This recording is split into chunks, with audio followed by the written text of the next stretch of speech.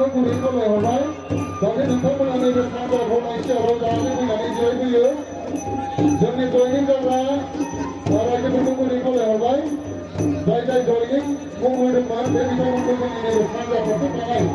सियाराव जिरायफैनो थाखाय गुरैखौ लेंहरनाय जाबाय लोगोसे जोंनि पाब्लिकफ्रा